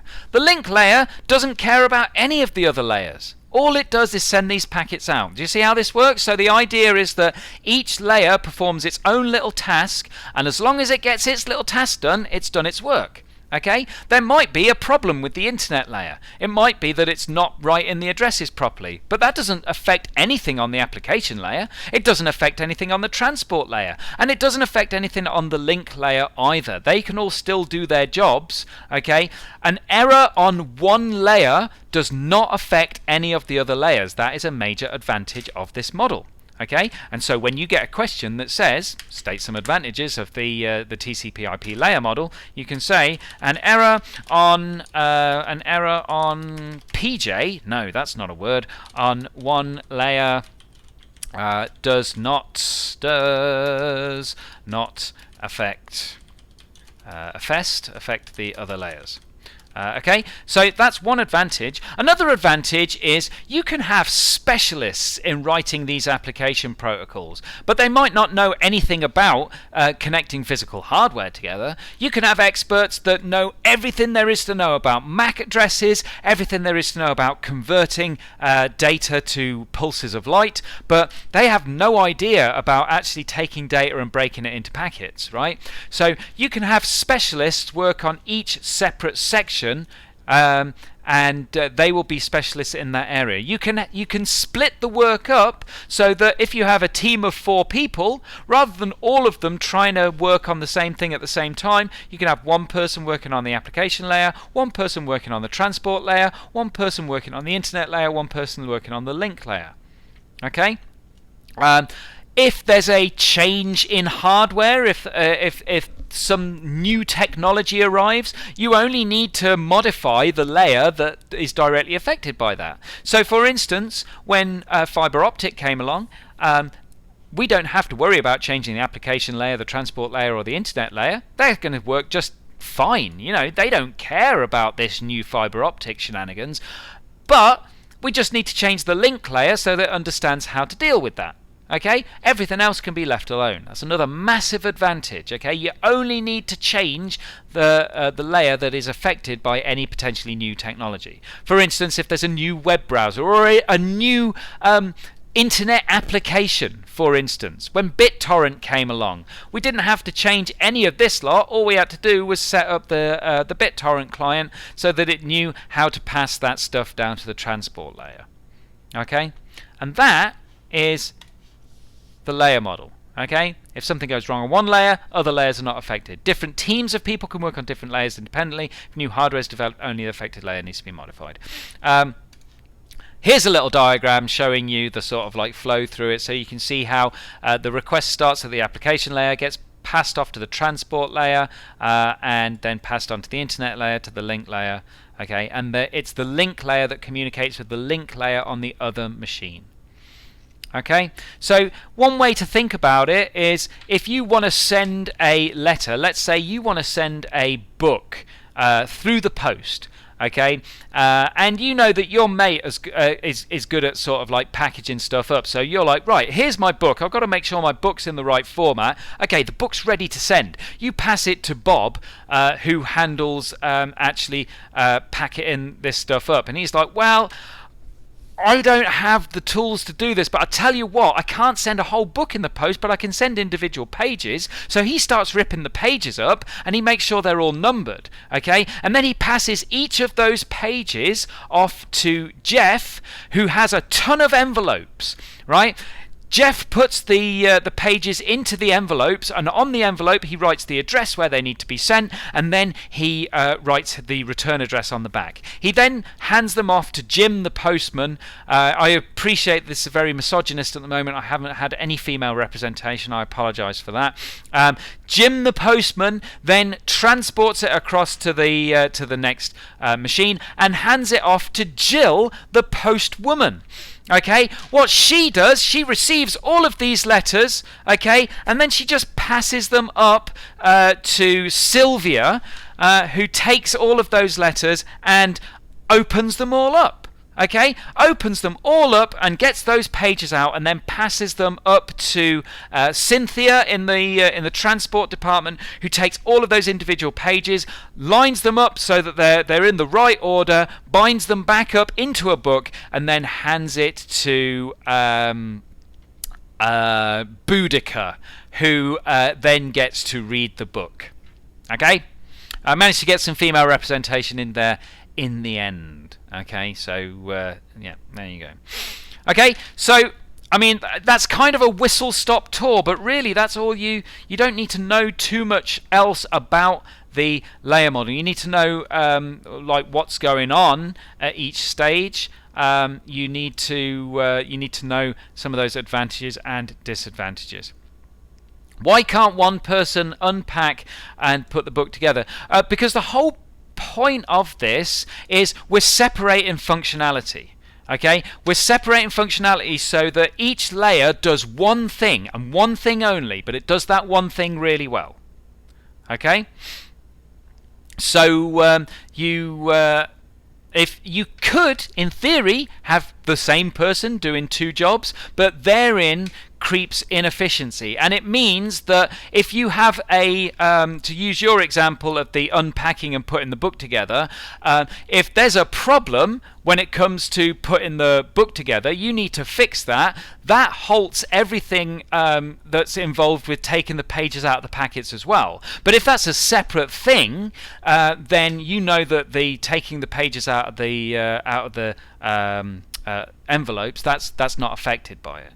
Okay, so we make sure that each layer is doing one thing and one thing only. Okay, just like when you're writing your computer programs, each function should do a single thing. Okay, if your functions are doing more than one thing, if you're thinking, oh, I'm returning multiple values here, maybe your functions are poorly designed. Okay, your function should be doing a single thing. And it's the same with the network layers. Each network layer is doing a single thing, but it's doing it well.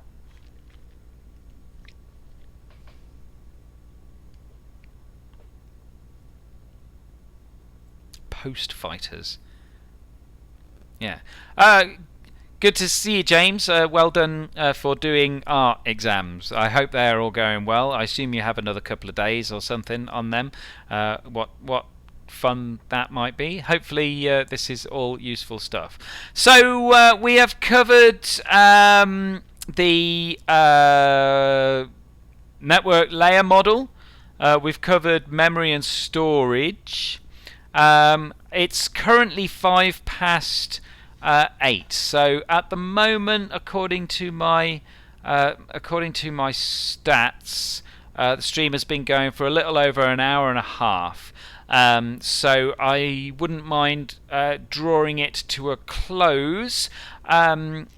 However, if anyone has anything specific you want me to go over right now, then let me know. I will go over that. Bearing in mind, I will be streaming again probably on Thursday, so there'll be a chance to catch up on some of the other bits that we haven't yet covered. Just to show you the thingamawhat's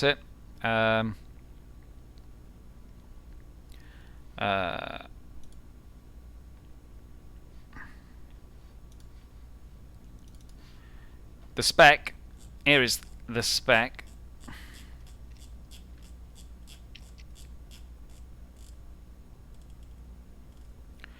What about the 8 markers on the paper? The thing to remember about 8 markers on the paper are that you will... it's not a case of... write this thing and get a mark for it. Write that thing and get a mark for it. Yeah. There's probably going to be another one on ethics, and it's probably going to be a similar sort of deal. Remember, they are banded responses. So lower mark band, you'll get up to 2 marks. Mid mark band, you'll get up to 6 marks. High mark band, you'll get up to 8 marks. Okay. The important thing is to make sure that you address the question that's being asked in a balanced way, and also they'll usually say something along the lines of, in your response, you might want to consider these things, okay? And there'll be a bullet point list. When they say you might want to consider them, they mean you will definitely want to consider them, okay? So try and avoid bullet point answers. Make sure that you write in complete sentences. Make sure that you have paragraphs. You should have a clear line of reasoning running throughout your all of your things. So the way that I try and structure it is try and make the last sentence of one paragraph lead into the first sentence of another paragraph. It's not always possible, but if you're talking about one thing which is say related to the environment, and at the end of that you explain how that has a negative impact on the workers as well, then you can lead into another paragraph about the workers. For instance, if there was a question like, explain how people always wanting the newest technology has an impact on this, that and the other. You know, those are the sorts of things that are going to be on there. I mean, on Thursday when I do my other stream, if you wanted me to go over some of the larger questions, the essay questions, I can give you some guidance on those on Thursday. Are there any specific topics? So we've covered memory and storage today. We had a little bit of systems architecture. We've done a little bit on networks. Okay, so sorry, I'm eating salt from a salt grinder. I don't know why. So if you've got any specific questions, now is the time. Okay, software. You mean system software? Or just software in general? I've got some stuff on system software.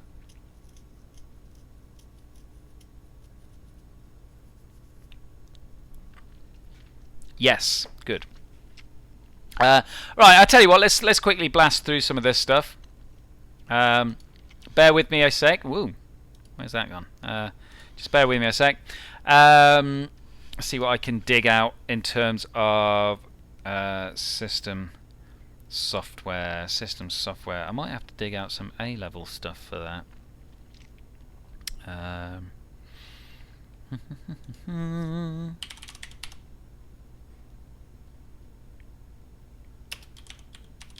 No, you know what? I'm gonna go to some. Let's have a look at this one. Nope, definitely not that.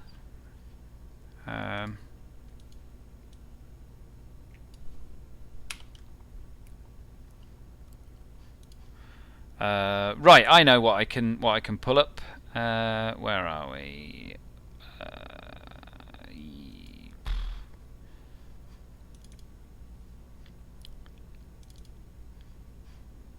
Nope, not doing that. Not doing that. Software. Boom. Okay, so I've got some. The next stream will be Thursday, I believe, is when I'm planning on doing that. If you're not already subscribed, then obviously subscribe and click the bell, and you'll get a message explaining when it's going to be. If I just pull up my browser now, this is. This was the lesson resource that I used for some Year 8 stuff, so it's but everything that's in it is pretty much what you need to know for GCSE. There's a couple of other bits here as well. So just the concept of software. Right, if I sound like a proper YouTuber, I'll be like, smash that like button and tune in for my V-Bucks giveaway in it, fam. You know, I'd probably do something like that. But anyway, not going to do that. Hardware is obviously the physical components of your computer. Software is all of the data and it's all of the programs. It's stuff you can't actually touch. So the way that I like to think of it is if the hardware is the body of the computer, software is the mind of the computer. Okay? Now, application software is the programs that you use to get things done. Okay, so things like PowerPoint and if you use PowerPoint, I don't know, things like Firefox, Chrome, any web browser, database software, games as well are applications. Okay, now in the exam you're not going to be asked about specifics of applications. You might be asked about this stuff though, utilities. Okay, so a utility is something which helps your computer to work, but it's not something you sit down and actively use. Okay, it's usually running in the background and it's sorting some stuff out. So for instance, we've got antivirus, we've got a firewall. Anything like defrag is an example of a utility. It's not like you sit there and tell it where to put all the different bits of your files. You just say, yeah, defrag my hard disk, go. And it does it, and it sorts it out for you. Okay? System software. Okay? Now, bear in mind, this presentation is aimed at Year 8s, so it's a little bit... below where it needs to be. System software is the software that controls the whole of your computer, right? So This slide is specifically talking about operating systems, but operating systems are not the only piece of system software that exists. Okay, so I am going to pull out, if you just bear with me a second, another thing. Right, what I'd like you to do is, I've mentioned operating systems. I want you to see if you can mention any additional pieces of system software that you can think of. Okay, so not an operating system. So I'm not talking about Windows or Linux or Mac or Android or iOS. Those are all examples of operating system. But think about other pieces of system software that exist. Okay, so drop them in the comments while I just dig out this thing.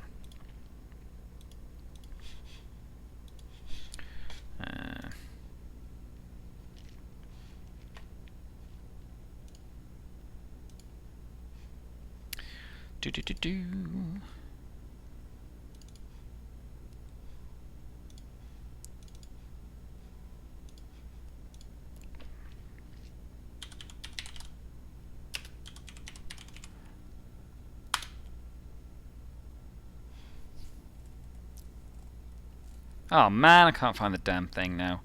Right, you know what? I might have to...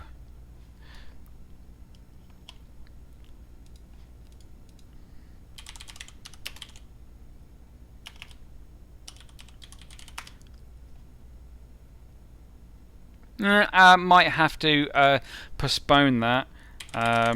Or I just talk to you about it rather than actually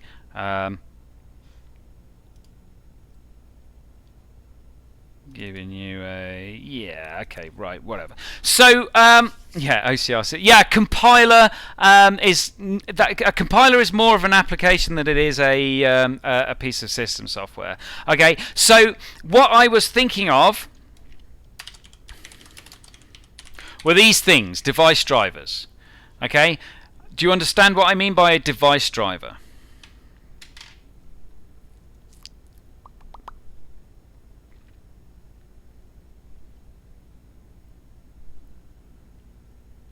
I take that as a no.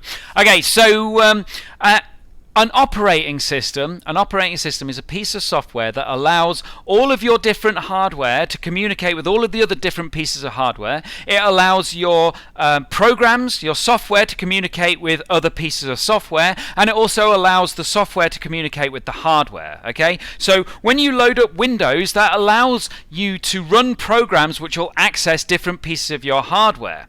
Okay, now every single piece of hardware has its own language, if you like. Okay, my NVIDIA 2070 GTX or RTX, yes, that's the one, has its own language, and it's not going to be the same as I don't know, AMD, whatever the latest AMD GPU is. I don't use AMD GPUs.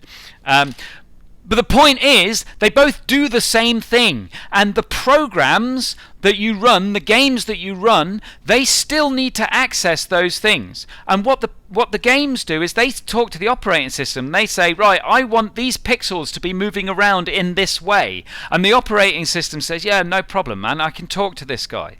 Okay, so the way that the operating system is able to communicate with the hardware is through the use of device drivers, because operating systems don't inherently know how to communicate with every single piece of hardware that exists. So whenever you get a new piece of hardware, you install it in your computer, you have to install a device driver. And what the device driver does, it basically allows that hardware to communicate with the operating system. Okay, it's like a built-in translator which the operating system then uses in order to control that hardware. Okay, because otherwise each individual game would need to have different code written to access each individual GPU that exists, and obviously that's that's an impossible task. It is these days. It never used to be. Okay, so the idea is that you get a new piece of hardware. You install the hardware, you install the device drivers, and those device drivers allow your operating system to communicate with the hardware. Okay, so system software is any software which allows your system to operate.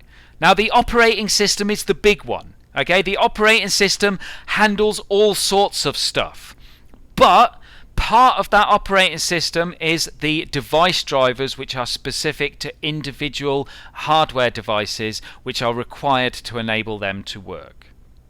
Okay, I'm not entirely sure what else needs to be said about the old system software. So if you just bear with me, I'll pull up the spec again. And we'll have a quick look at the breakdown for system software. Right, okay, so let me just pull this up and we'll go through these points step by step, alright? What do we got? The purpose and functionality of system software. Operating systems, right? User interface. You need to know what a user interface is, okay? A user interface is something that allows us to communicate with the computer and also allows the computer to communicate with us. There are a number of different types of user interface. There is GUI. What does GUI stand for?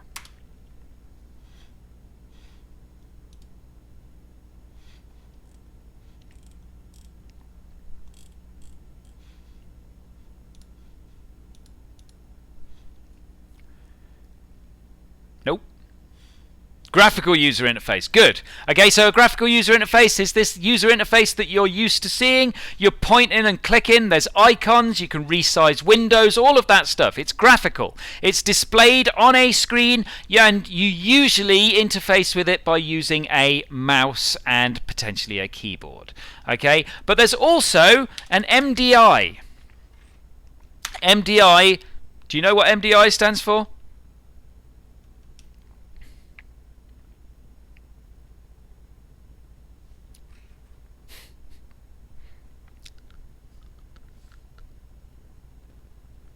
Yes, it stands for MD interface. It stands for menu driven interface. You know what? I'm sure I've got a presentation on this. A menu-driven interface, if you've ever used a cash machine, you put your card in and a bunch of stuff appears on the screen and you have to press buttons to move around the interface. Okay, the buttons are fixed in position at the side of the screen, and so whichever option you need to press, you press that button. Okay, and it takes you through a series of menus. If you've got an old iPod, they used menu-driven interfaces. The Nokia 3310 would use a menu-driven interface for you to access all of the different parts of it. Okay, CLI. What does CLI stand for?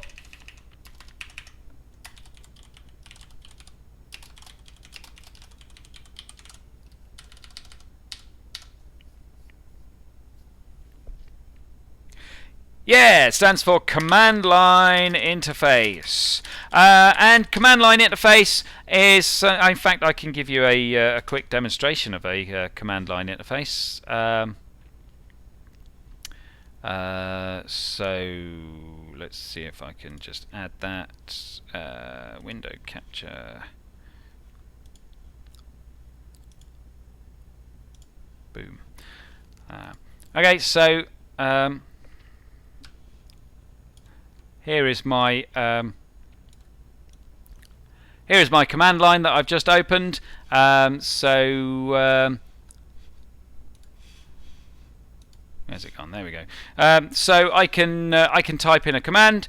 I can list the files that I've got in my folder. I can just realised there's some files that maybe I shouldn't have displayed there. Okay, but the point is, a command line interface is very quick to access if you know the commands that you are typing in. But if you don't know the commands you are typing in, then you need to obviously seek some help on those commands. Okay, if you know exactly what it is you want to do, it's very, very quick to do the things that you want to do. But it's not something that you can just sit down and instantly know how it works. Okay, so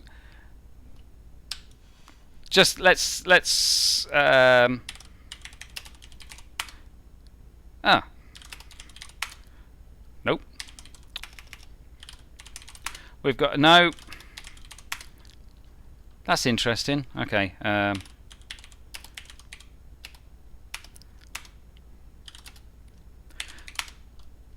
There's nothing in here. I can create a text file, for instance, and I can edit that text file. Okay, so yeah, but you get the idea. Okay. Q. There we go. I don't know what that file is. You must have read that wrong. I don't know what that is. And so anyway, it's political satire, shall I say? Let's just say it's political satire about a certain US president. So anyway, user interface, memory management and multitasking. We've talked about virtual memory. Okay, so that virtual memory is something the operating system does. Multitasking is when you switch between different programs. So at the moment, I've obviously got a ton of different web browsers running. I've got my streaming program open. I've got a text editor open. All of this stuff is happening at the same time. Now, my machine does have 6 cores, so it's running. It's easily able to deal with that. But even on a single core machine, I would still be able to do this stuff because the operating system does what's called time slicing, and it allows all of these different things to run. We know what a peripheral is, right? Do we know what a peripheral is?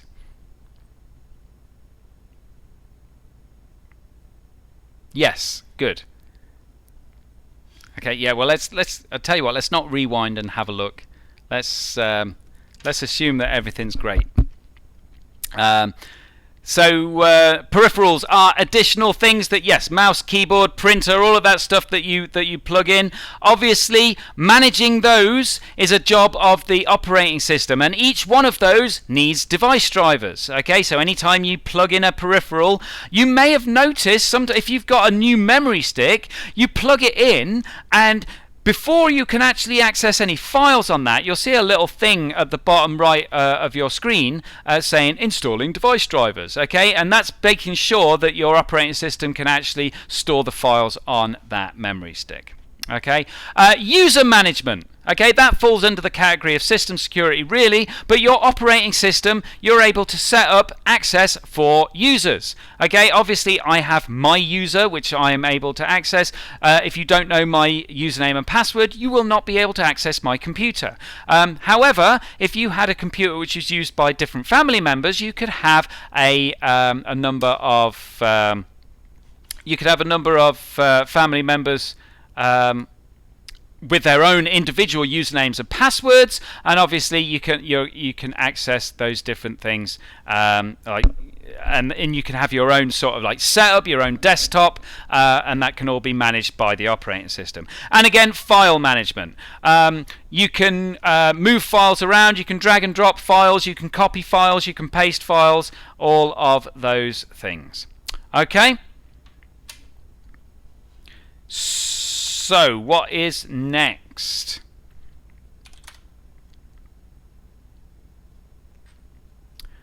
We have utility system software, encryption software. Obviously, encryption software, that's software that scrambles stuff up so that you it can only be read by its intended recipient.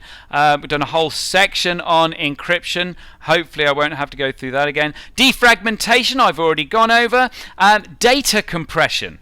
Now that's not the same as compression in terms of audio or graphical compression, so it's not the same thing as your MP3s and your JPEGs there. Data compression is things like zip files. Okay, if you've got a whole bunch of files, you can zip them up and compress them down so they take up less storage space on your disk drive. Okay, and then finally the role and methods of backup. Two different types of backup, a full backup and an incremental backup. Can someone tell me the difference between a full backup and an incremental backup?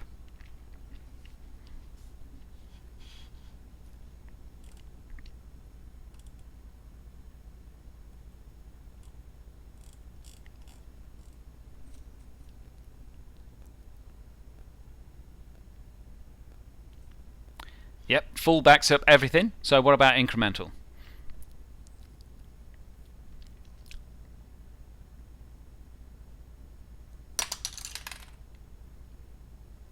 Yeah, so incremental only backs up the files that have changed since the last full backup. It's worth noting, in order to do a incremental backup, you first have to do a full backup anyway. Calculating file sizes is paper 2, so we will cover that either on Thursday or I said I was going to do one potentially at the weekend or maybe on Tuesday of next week after paper 1. Okay, so I mean that's a quick rundown of system software. In the absence of any like specific questions, I don't really know what else to go over. So yeah, anyone got any other questions about anything that we have covered, or anything else that we need to do? I see Blessed has just caught up with us. Yeah, that is 100% correct, Blessed. Although you're about a minute behind where we are. Okay, so anyone got any specific question? We've been going for 2 hours now, so I mean I'm ready to sort of like wrap this up. But if there's anything specific you want me to go over, then by all means say now.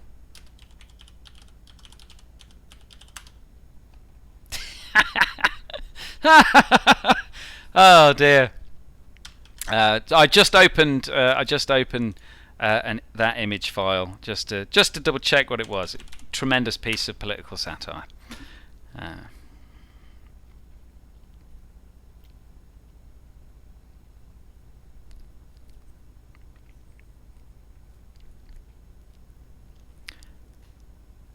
Nope.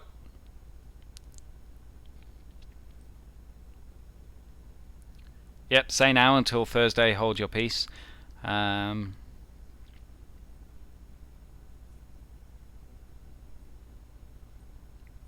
Okay, so obviously the stream, you'll be able to go back and revisit it. It would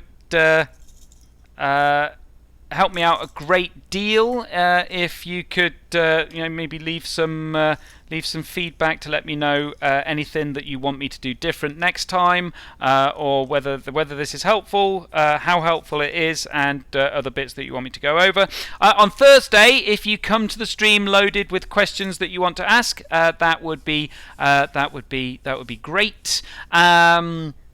I can pull up some examples of different interfaces and whatnot, and if you could turn a blind eye to any potential bad language, that would be good. Not that there was any bad language, don't know what I'm talking about there, if you know what I mean.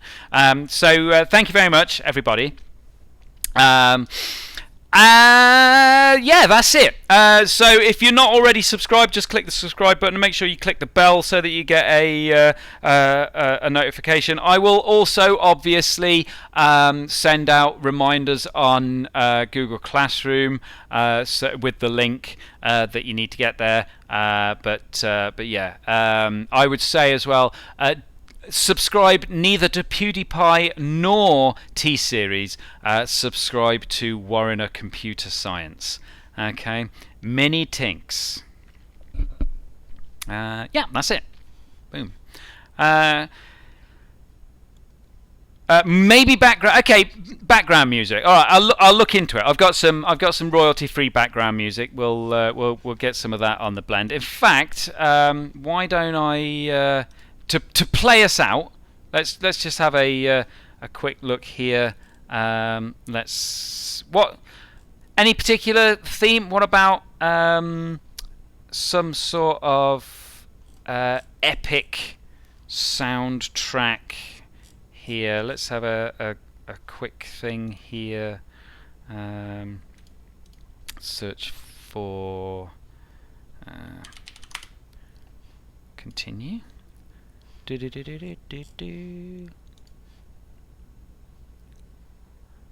What about this?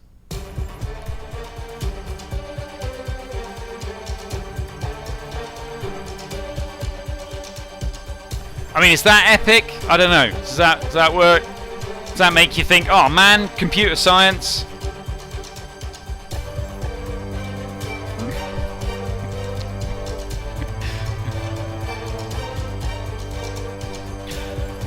Okay, thank you very much, everybody. I'll see you all tomorrow, maybe. My room will be open at lunchtime and after school, as always. So bring your questions. And I will see you on whenever I see you.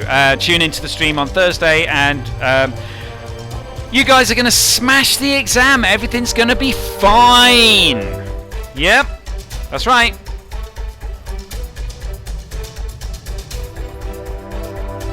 I can't even. I'm just into this music now, you know. Please end my suffering. All right, there you go. How about? Oh, there's one called Epic Boss Battle.